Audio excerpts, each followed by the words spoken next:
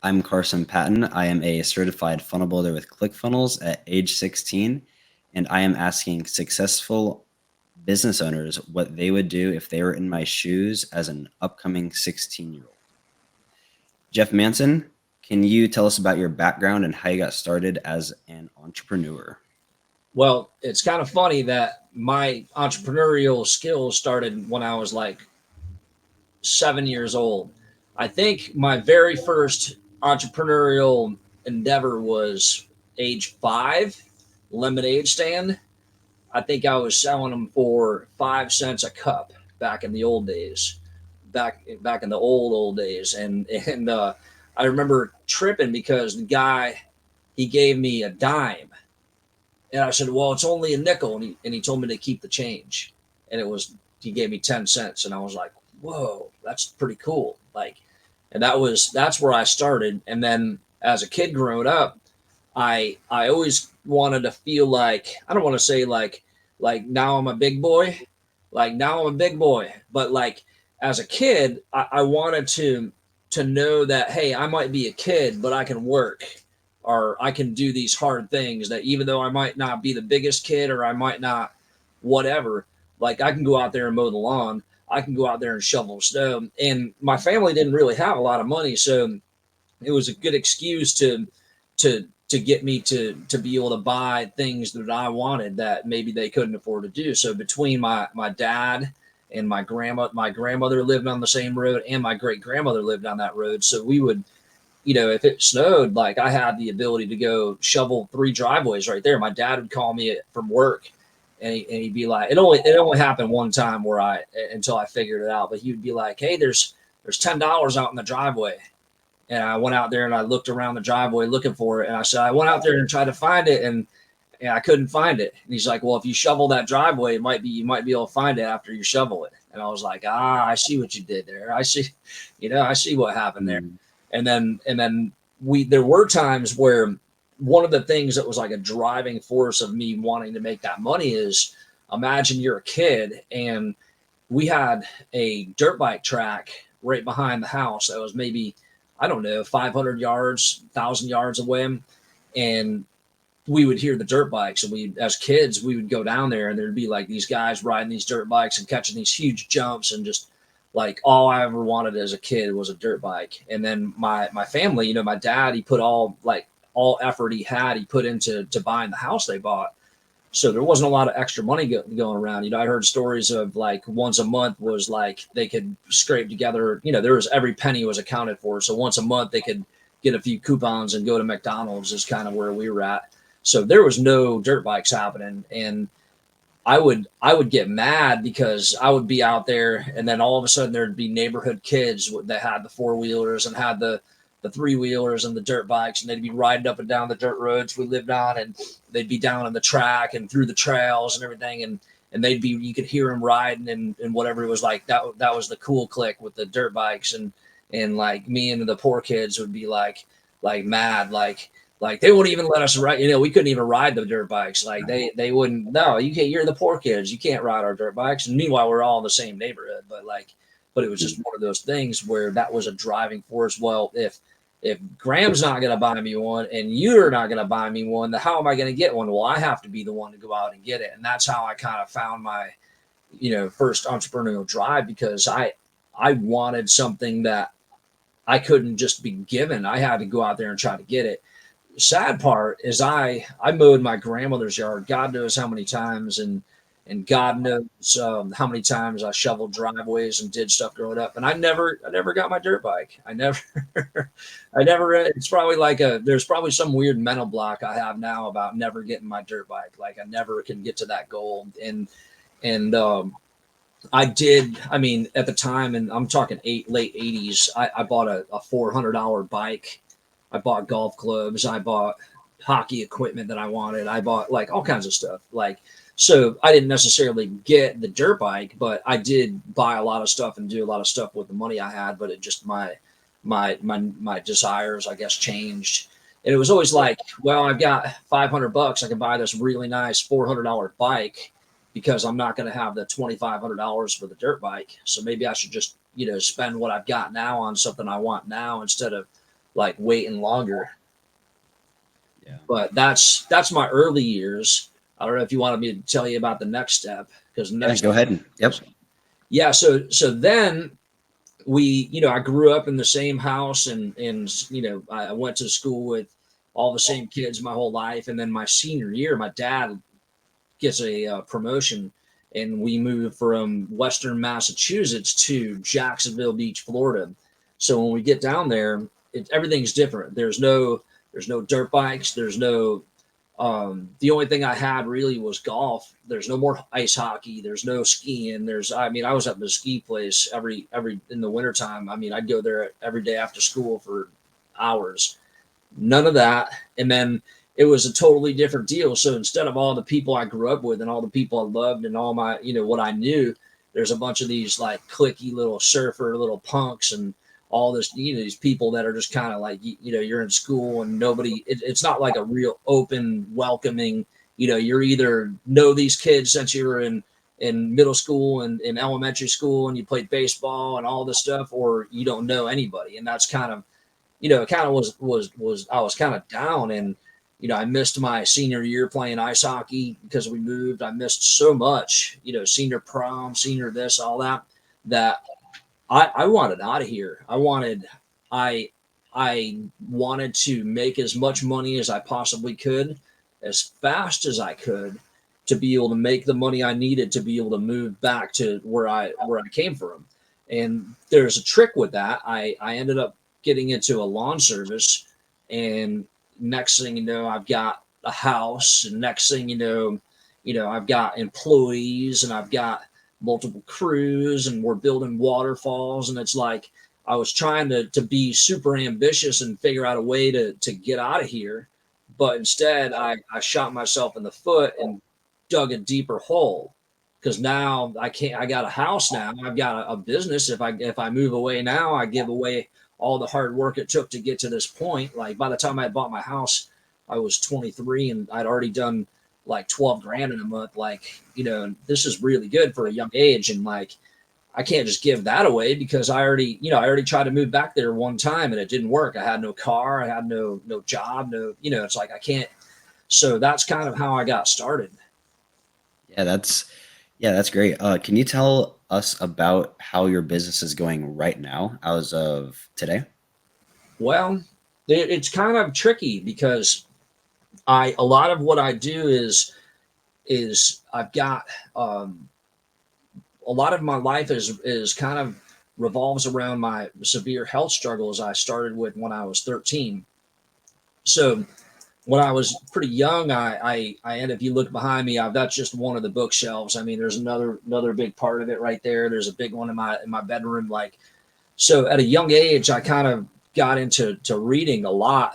And I I ended up getting to a point where I did well in the business and everything was going good. But because of being plagued by this autoimmune disorder, I was always like reading these books and always like using that as a way to fix my mindset, to where even if I'm like knew that I was in deep trouble or had any type of depression or whatever, I was able to pull myself out of it. So fast forward now that I am where I am now, I've been through the ringer, and I honestly, I almost lost my house at one point. I was debilitated and handicapped, I think, 3 good times where I couldn't work at all, and one of those times was for like a year. Another time I was incapacitated for 5 months, let's say. And the beautiful thing is, by having a business and having people that worked for me in this traditional lawn service, I was able to have other people do my job.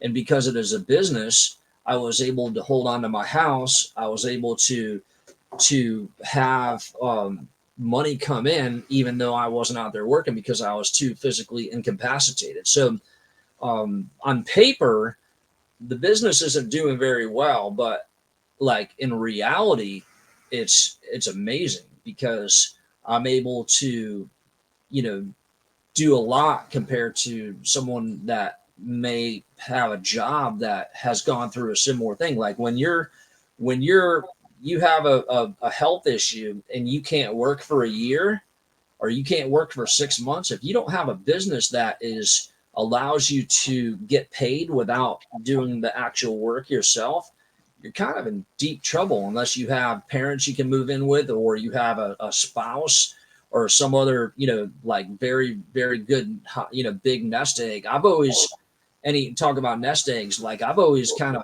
rolled my money and extra money right back into the business, and that's kind of a mistake a lot of people do. And at one point, we went from just having a lawn service to a water feature business where we would actually build like koi ponds and waterfalls and whatever along with the lawn service. And we were at a point where we were doing like 3 to 5 of those a month. I mean, it was really, really good. And as my health went away, I went slowly from doing that many to 3 a month, to 2 to 1 a month, to one every other month, to one every few months, to like, wow, when are we going to get another one? So I've averaged maybe 1 or 2 the past few years. And now I've gotten to a point where my health is pretty stable and I'm starting to level out financially.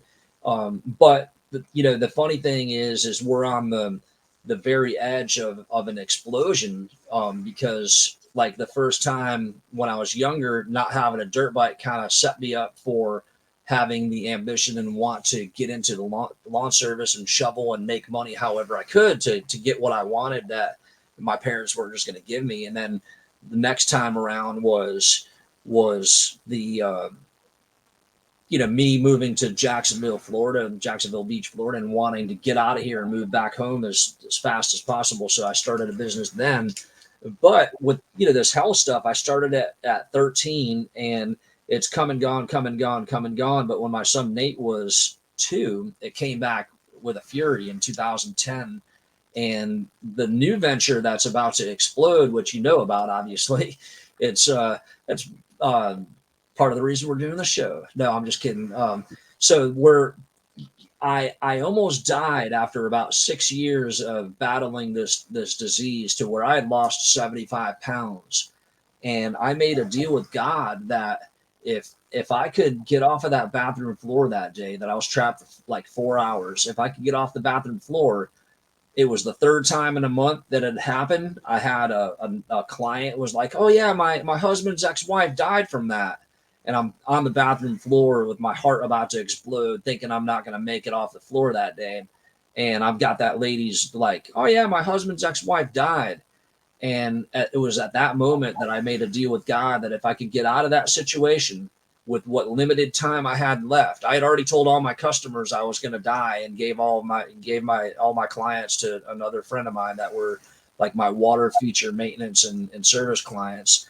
I kept the lawn service, but all those clients went away, and I made a deal with God that if I could get out of that I would create a memoir for my son Nate of everything I wanted him to know about life, success, and making money. And that's what really started to drive this next thing that we've got going, the Prodigy Kid and the Ultimate Lemonade Stand, and all the research and the reading and the work that it took to learn about how to get out of Jacksonville as fast as possible, and how to do what I did at a young age is kind of feeding this new business. And it's a long roundabout way to answer your question.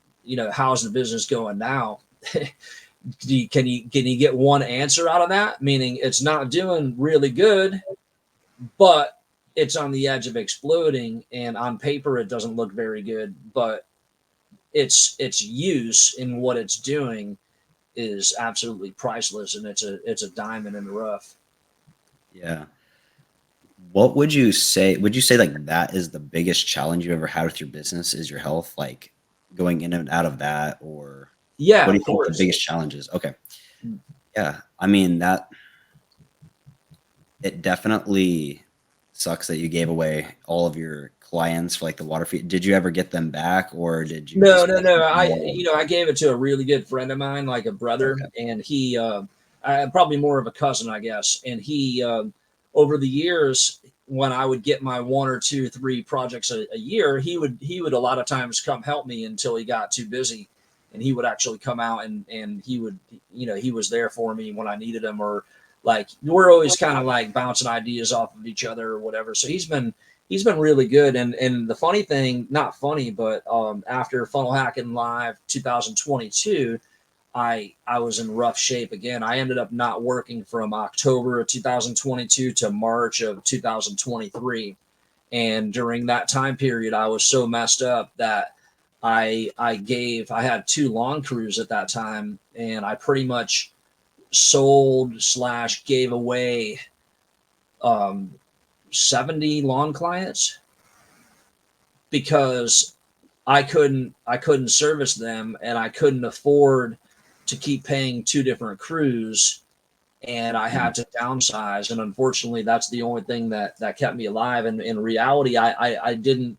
When I say kept me alive, kept me from losing my house and kept me from losing, more than I would have. And it's kind of wild that here I am. Really, I would tell you an expert at what I do, yet my bank account doesn't show the results that are yet to come. And um, I've definitely had a lot of fight in the game for sure, but like I would like to see anybody else go through what I did health wise, and let's see how you came out of the other side of what I went through. Like that's what I want to see. Like, sure, somebody may have a much bigger bank account, but are they going to be able to go to war next to me? Maybe not. I don't know. Yeah. What would you consider is the greatest accomplishment or achievement that you have had in your business or as an entrepreneur? Hmm. Honestly, I would tell you that in the greatest accomplishment in my business that I've had is now, with the Prodigy Kid and Ultimate Lemonade Stand, is when I was just a little while ago on the phone with Nate talking about what we're doing this weekend and creating the videos. And when I hear him say, "Oh yeah," and I could probably just take the chapters in the books, and I could probably create a little video for each one of those topics and then just post those to my social media too. So then I'd have like several hundred videos. Like I need to start doing that. Like maybe this weekend we'll start doing it. Like to hear him like getting excited, or when like I've been jumping up and down about the online world. And in 2008, my web guy quit calling me back, so I was like, well, I'll have to figure out how to do this web stuff. So I started figuring out how to run my website. It put me down the rabbit hole of online marketing and learning all about the transition from old marketing and old advertising to the new version. To so I learned all about like Dan Kennedy and direct response marketing and all the old school stuff way before I even found like ClickFunnels and internet marketing. I was trying to just use that stuff in my old traditional advertising, in my stupid yellow page ads and all that, and whatever. So like as like I don't know how I got on that tangent. There's probably a reason, but the whole thing is, the answer to the question is Nate. To have him excited and to have him pumped about what we're doing. And number two, like you're a big reason but you're a big part of my accomplishment too. Like because your family and you especially are like are are are on board. Like you see the vision. Like to me, like Nate knowing what, like being pumped and all that, and then you guys seeing what you see, and realizing that, and having that spark. I know that there was once one, and now there's two, and then there'll be four, and then there'll be 8 and 16 and 32 and 64, 128, 256, and next thing you know, we've got 512, and we've got 1024, and then it just keeps going and going and going. So that's what my biggest accomplishment is. You're part of it. Like you guys are part of it, and Nate is part of it. Like I've got this. I call it like this stupid book. I got the stupid book I wrote. I've built hundreds of water features. I've done all kinds of crazy stuff. But yeah, that's just the excitement in Nate's voice. I mean, he's not superstar yet, but he knows that there's a huge world out there that's not the traditional work 9 to 5 for 45 years of his life. He knows that, and that's probably that could be called one of my greatest accomplishments, knowing that my child was raised not just another wheel in the cog in the wheel, not another, not another just zombie out there like, man, gotta go to college, gotta get a job, man. Like he's seen it. He's been around some high level people. He knows, he's seen what you've seen. Yeah. Yeah. What strategies have you found most effective in like growing your business between marketing or like even in your lawn business? Like if we have anybody in here that's like into that, what do you think strategies like almost to get started too?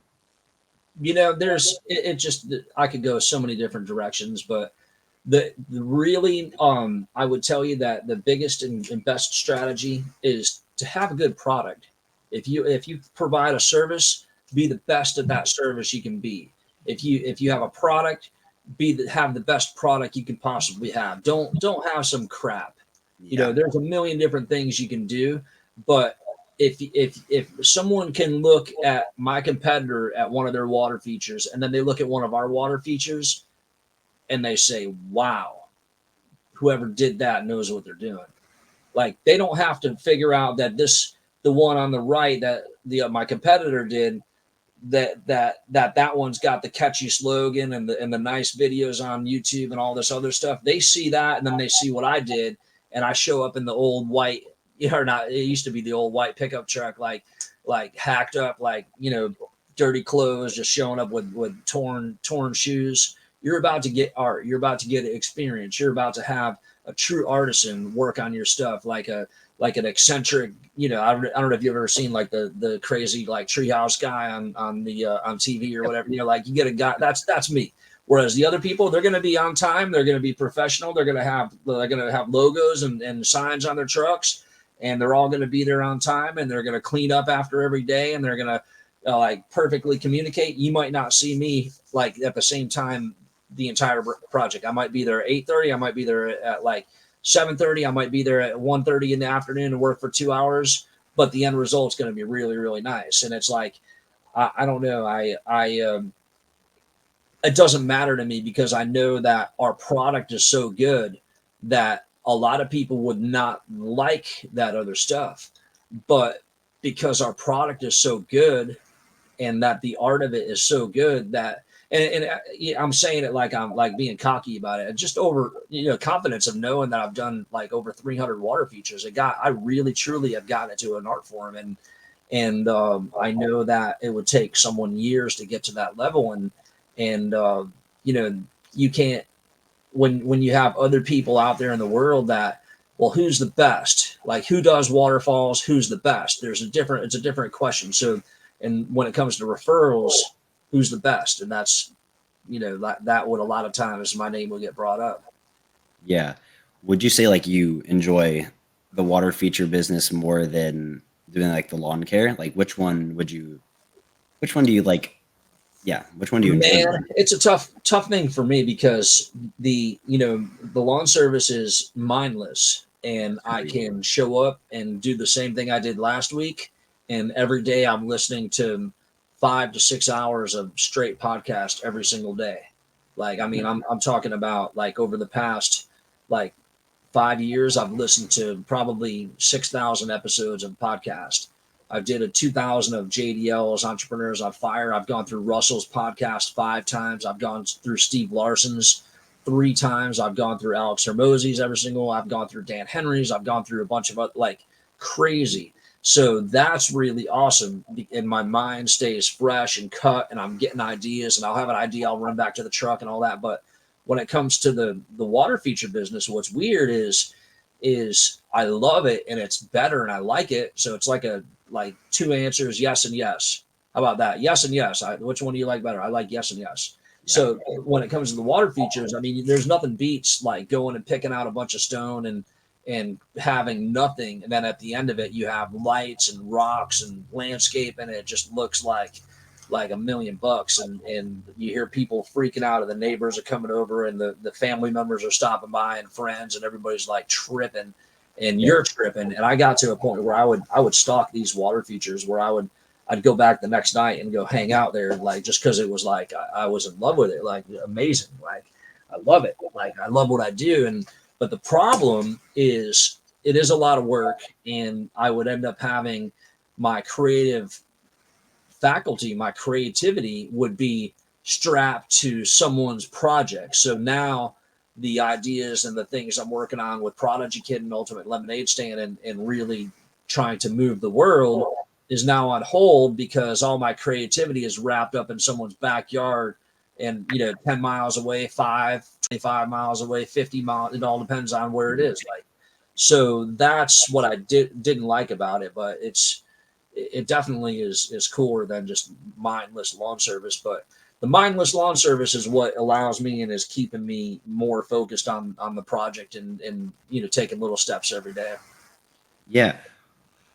Where do you see your business like in that going in the future? Like, do you think that you'll keep going with it in the next 5, 10 years? Do you think you'll end up selling it, passing it on? How do you see Yeah. that? And then where do you see the Prodigy Kid going in the next 6 months to a year?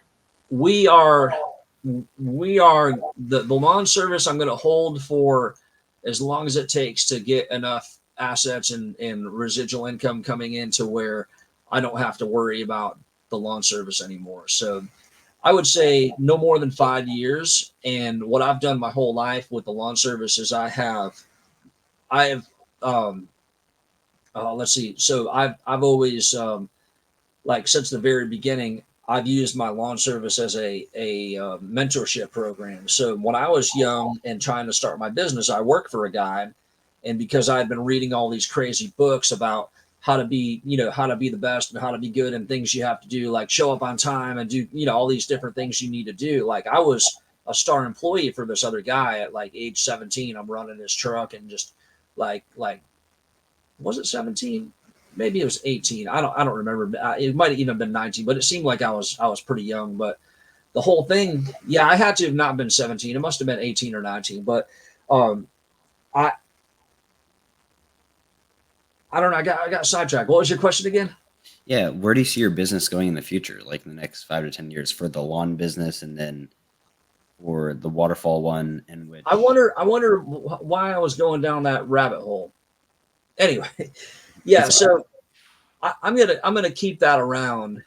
It just because it's very simple to use and do, and but no more. Oh yeah, I was telling you about how I helped other people go into the lawn service. So I was like hardcore, and when people started to work with me, I noticed people don't show up. People are drunk. People call out. People are like on drugs. People are alcoholics. People are dumb. Like, oh my god, dude! Like, I just need people to work good. And in my back of my head, I was like, well, I worked for this guy for like a year, and I was a star employee because I was trying to start my own business. So I was like, well, if I help people try to start their own business, then maybe they'll be a good employee while they're here, and I can attract higher level people to work for me and not just these hacks.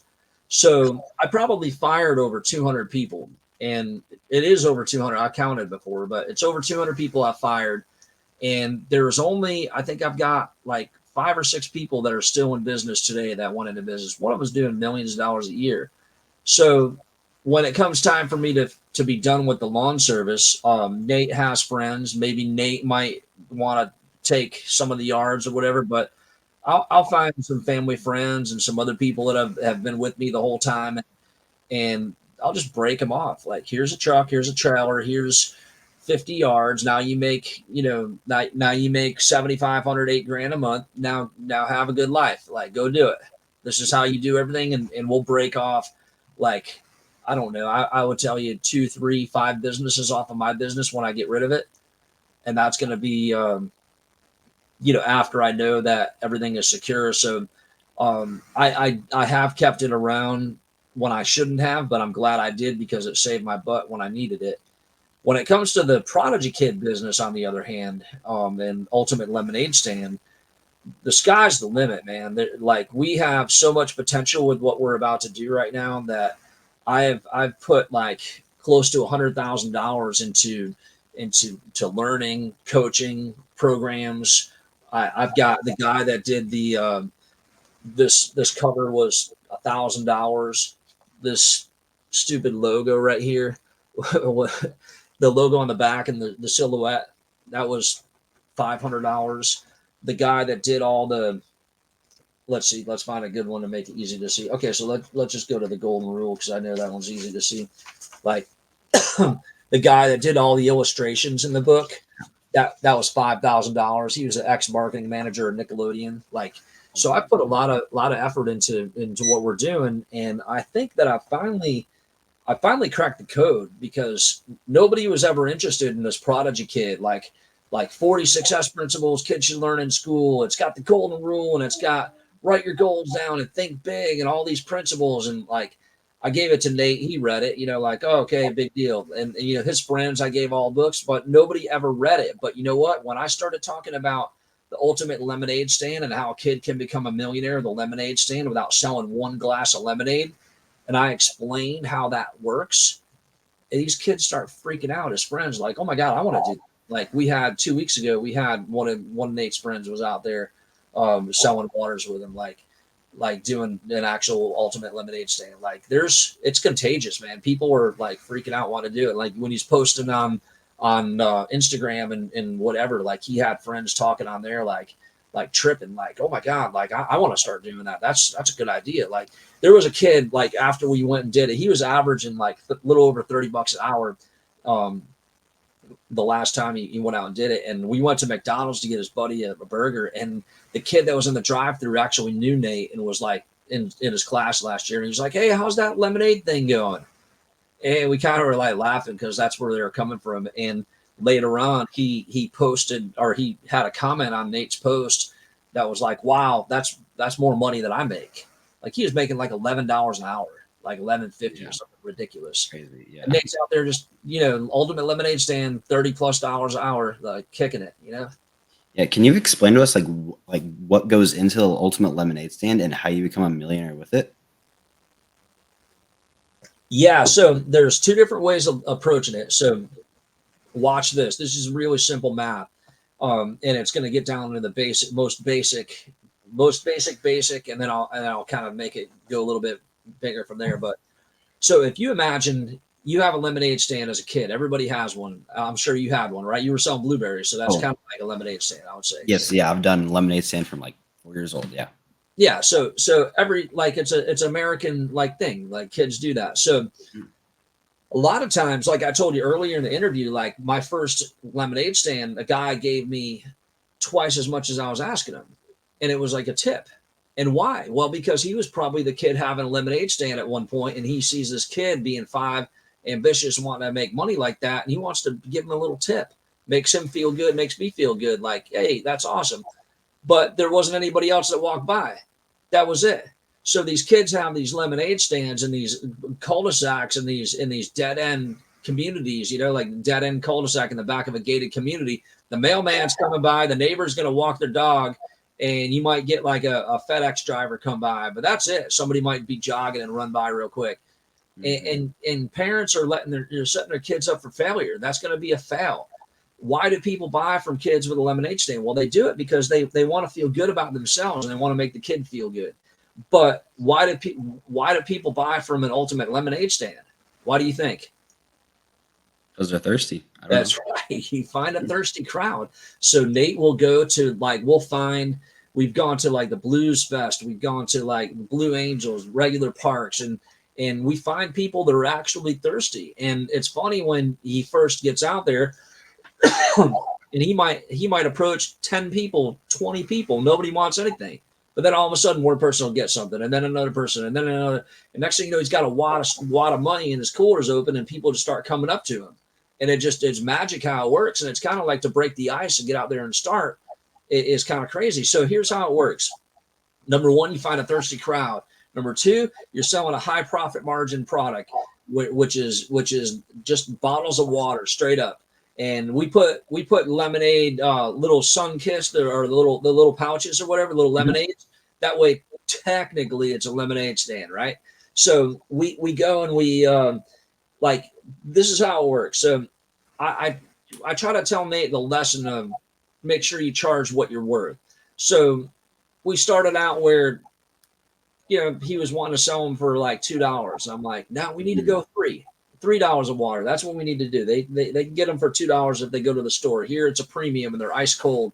It needs to be 3. So his buddy, actually, when we went out the last time, his buddy was selling them for 2 and Nate was selling them for 3. He's like, well, we'll see who sells the most. Well, his buddy sold 1 and Nate sold like, he was averaging, I guess he did 30. So he did like a lot more, right? Yeah.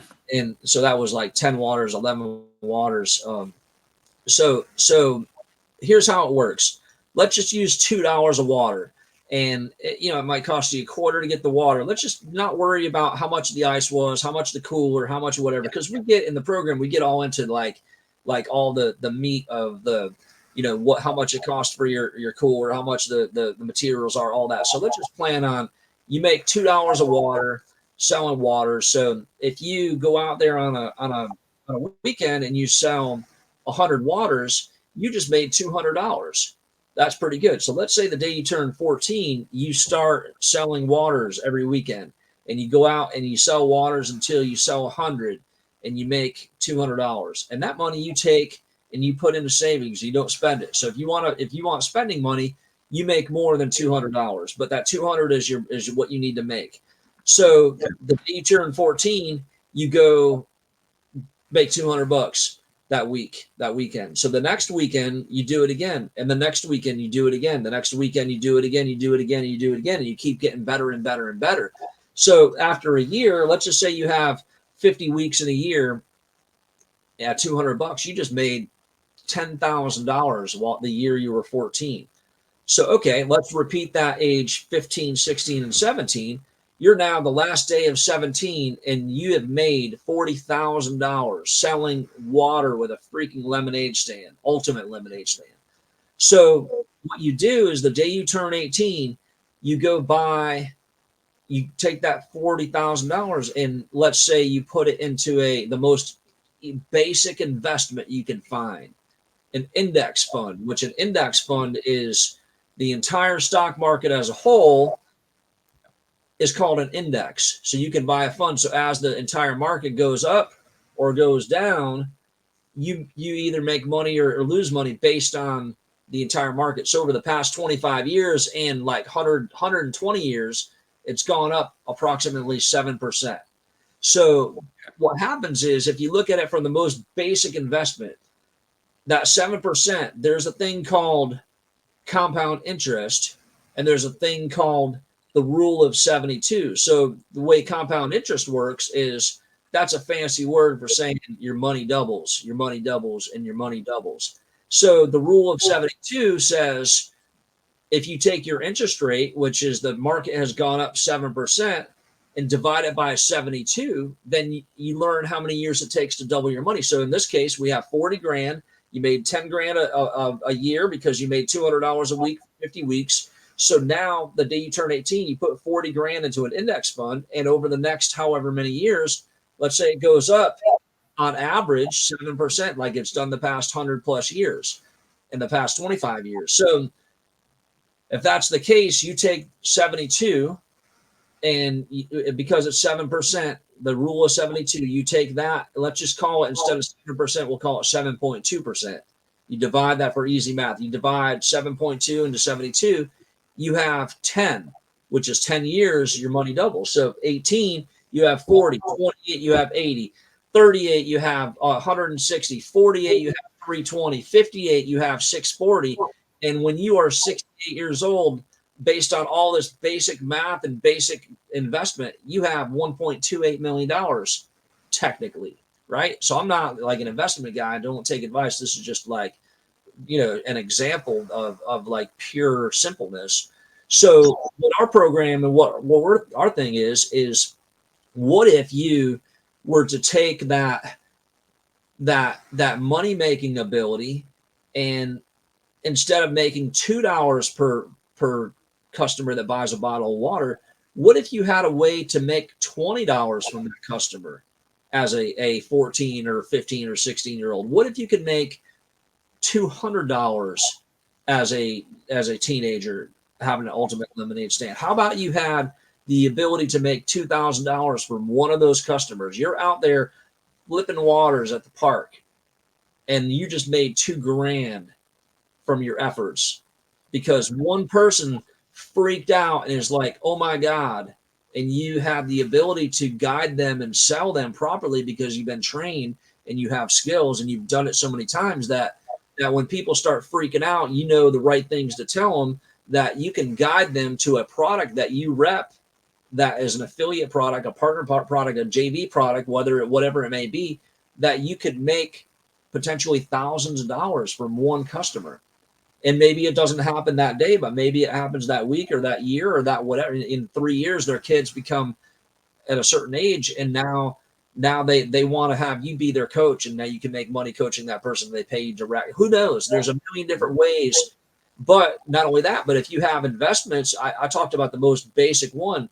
We didn't even go over how you could put that money into crypto, real estate, like high like tax liens, things that can make you more of a yield of investment. Like the index is a very safe investment. What if you're going after robotics companies or AI companies or crazy stuff like Apple blew up, like Tesla blew up? Who knows?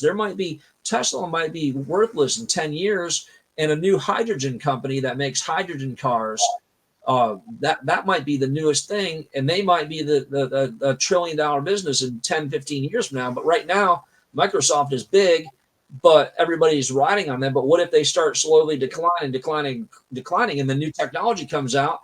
Boom, now we got hydrogen cars everywhere, and a new company came up that you have no idea who it is, and now they went to $1 trillion in 10 years, and you just so happen to know that, hey, I'm going to invest in hydro because that sounds kind of cool, and that could, but has some potential, and you saw that. And now you put a bunch of, you put 10 grand, 50 grand into that. It's a big risk. You don't know what it's going to do. It might flop, but then it hits hard and gives you like a couple 1,000% like return. Like that's big. So that's a totally different investment, in real estate. I mean, that's just a whole different ball game right there when you start playing around with real estate. So we just talked about the most basic stuff to prove how it's possible. But I started telling that to Nate's friends, and that's when Nate got excited. So the stupid book, I call it a stupid book, but it's really good. The stupid book, nobody had interest in it. But what did people have interest in? The story I just told you, it started making people freak out. And at that point, I completely rebranded everything. And that's why we know about the Ultimate Lemonade Stand. And that's why, the possibilities are endless for what we're about to do, because there's people out there that's their kids aren't excited. They don't have that giddy up like you personally. You've got a little bit of giddy up. You're certified funnel builder. You've got you're really into your athletics. You've got your published author. You've got your agency. Your partner in whatever. You've got a lot of stuff going. That's not every 16-year-old. That's not what 16-year-olds are doing right now. They're on their computer. They're doing basic like kid stuff that kids do. And to know that flipped a switch with Nate and started flipping the switch with some of his kids, his friends, like that to me is awesome. Yeah. And coming off of that, what would you recommend me or people my age as like 16-year-olds or teenagers to do to create a business or to scale their business? Man, you have to just get into the Ultimate Lemonade Stand and just run with it. No, I don't know. Yeah. That's the best thing to do, but to go back, like, there's so many different things that, like, just to get into, like, I've got it. You know what? It's just to make it easier so I don't like struggle. You should right from the beginning. There's a multitude of things that having a basic Ultimate Lemonade Stand will achieve, and some of it is it's aimed at what we're doing, but like as a kid, as someone that's younger, a teenager, you need to self-educate. That's like huge. That's one of the biggest things is look at the books behind me and know that that's like half of them, and know that I was a maniac, like listening to podcasts, and I spend tens of thousands of dollars on coaching and going to business events and plane tickets and hotels and resorts and things like that, because it's to someone else it may seem like a waste of money, but it's an investment. So So you can't do anything um, just following the traditional path. Of course, school is important. Of course, education, reading and writing, and all that stuff that they teach you. That's good for a foundation. That's good to know because that's what society knows, supposedly knows. But in order for you to get anywhere in life, you need to really self-educate yourself and really push hard. And there's like I could go on and on and on, but I know we're already at 45 minutes. I don't know how long your podcasts go, but Yeah. there are so many things that I can recommend and so much out there. But the biggest thing is to become an avid learner and to become hungry to want to figure out because there's, I don't care what idea you have, someone out there has done something similar. And even if it's a brand new idea, there's a way by which to follow a pattern of other successful people, what they've done. And there's chances are coaches and people out there right now that you can watch their YouTube stuff, you can read their books, you can follow them, you can join their coaching programs. And what might have taken you 3 years or a couple years or even 6 months to figure out, you can pay somebody a little bit of money to coach with them, pay them to help you in your business and just subcontract and knock something out so quick and put you like years ahead of your time. So you're just, instead of like focusing on, you need to learn how to do every last little thing, you have to learn how to know what you need to know and be able to creatively accomplish what you need to accomplish as fast as possible. Because to be successful is one thing. Most people that are alive that are working are going to make $1 million, even if you're working at a fast food restaurant or something. But Yeah. you're going to make that money quick. $1 million in a year is a lot more than $1 million in a lifetime, and it's still $1 million. So if you want that $1 million quick in a year, you have to figure out how people that make $1 million in a year think, and that's what you need to try to uncover as fast as possible as someone that's younger, and just get into the habit. Even if you don't like reading, there's magic in reading, and just find, go big. That's the other thing. Go freaking big. You're gonna change the world. You're gonna blow this place up. You're gonna end world hunger. You're gonna change everything. Like, it's all on your shoulders. You're doing it, and that's how you have to think. I don't know. I can go so far. I don't want to take up all your time. Yeah, no. What books would you recommend? What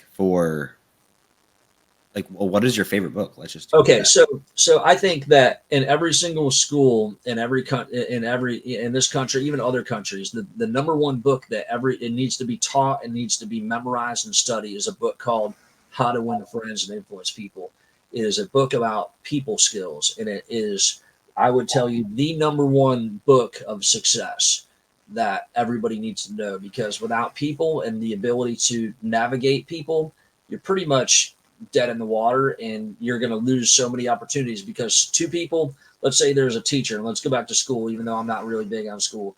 There's two different, a teacher has to recommend this kid for this scholarship or this kid for whatever.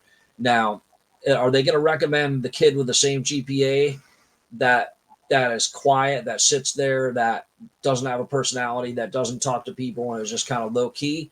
Or are they going to go with the one that is real friendly and awesome and just outgoing and talks to everybody and is like well rounded or whatever? Like, that person is more liked, because that's just the nature of being outgoing like that. So even if you're not outgoing, that book teaches you how to approach people, and it's just priceless. So there's that one. Think and Grow Rich is just as important. The Power of Positive Thinking, extremely important. The Magic of Thinking Big, extremely important. The Power of Your Subconscious Mind, priceless. Tony Robbins, Awaken the Giant Within. We've got Rich Dad, Poor Dad, highly, highly, highly, 7 Habits of Highly Effective People. Wow, Stephen Covey, you got to do it. And then The Rule of 80/20, Richard Koch, that book is just ridiculous. We have 7 Hour Work Week, Tim Ferriss, highly, highly, highly, highly recommended. And I promise you, I can. You ever seen Forrest Gump where he's like, grilled shrimp, barbecued shrimp, shrimp kebab, shrimp on the It barbie? just goes Like, on and on and I could on. just go for all night. I could Yeah. actually go pull them off the bookshelf and tell you why that book should, and go deep, but I don't want to. Like, we'll be here all Yeah. night. No, I think that was a great podcast. I think that was 50 minutes. I think that was great. If anybody would like to check out Jeff's socials, check the description. And yeah, man, it was great having you on. Yeah, awesome. I appreciate it, and I look forward to chatting. Maybe we should do this another time. Check Yeah, in. We'll for check sure. in every so often. Yeah, for sure. Yeah, we will. Yep. All right. Thank you, man. Awesome. All right. See ya.